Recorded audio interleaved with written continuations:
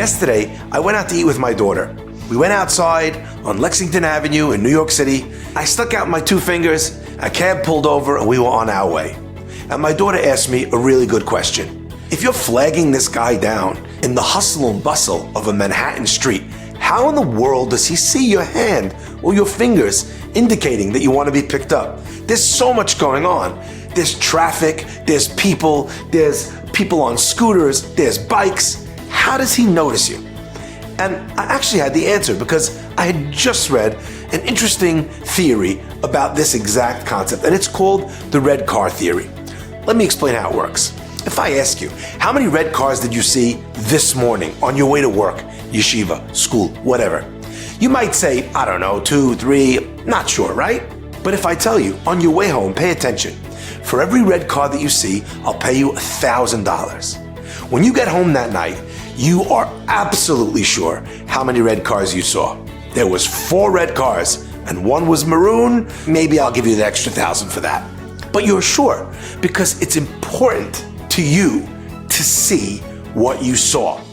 This guy who's driving a cab, it's not just a hand or a finger hanging out in the crowd for him.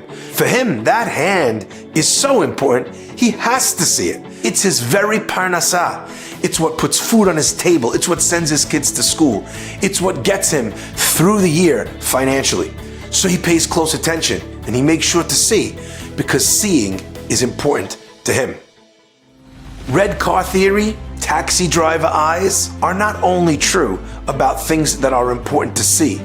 Our Chachamim and our Torah were very careful in explaining to us how important it was not to see certain things. And it is only when we understand how important it is not to be seeing things that are inappropriate that we become amazing at not seeing things. The same way the guy who couldn't tell you what he saw but becomes an expert at seeing when he knows how valuable it is. In the exact opposite, when you know how valuable it is for you to not see, suddenly you become an expert at not seeing.